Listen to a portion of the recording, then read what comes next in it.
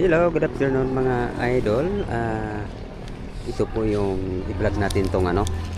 Ito yung eskwelahan na tinatagto nung 2018, wala pang COVID. Yan na po ang sitwasyon ngayon.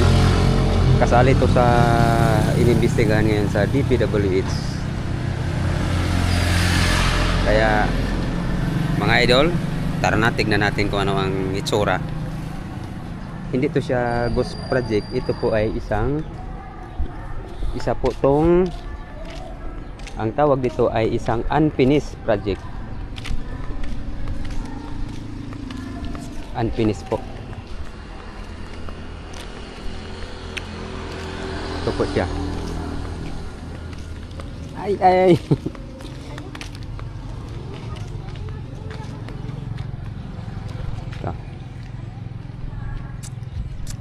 Kayo na lang maghusga kung ano ang masasabi niyo dito, kasi ito binalita na po to sa ano, sa Radyo Pilipinas Birak.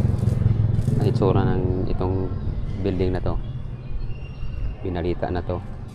Dito po to sa Biga Rural Development High School.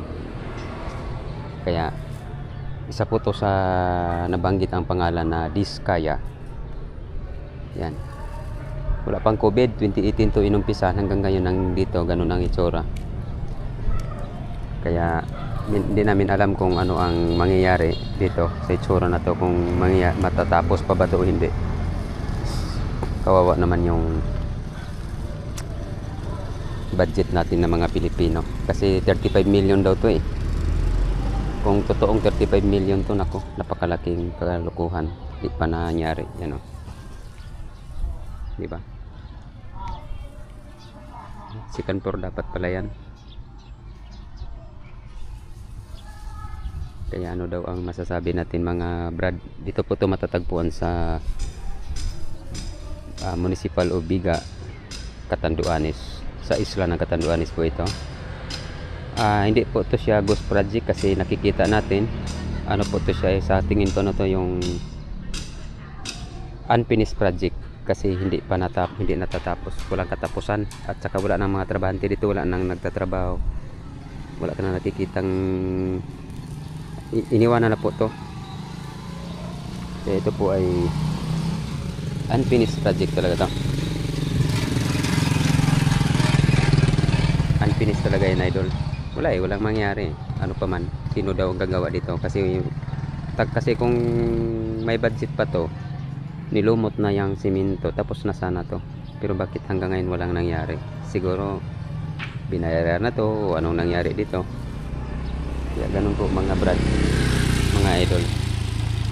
Comment lang po kayo kung alam niyo to, kung saan to banda na eskwela na to. Comment lang kayo, no. Andito po to sa malapit sa simbahan ng Biga. Ito po yung aming simbahan. Dito tayo ito.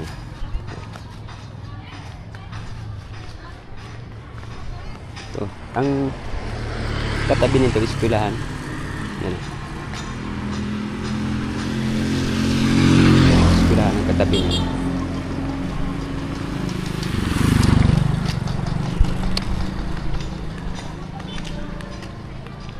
Yan, ayun ang school.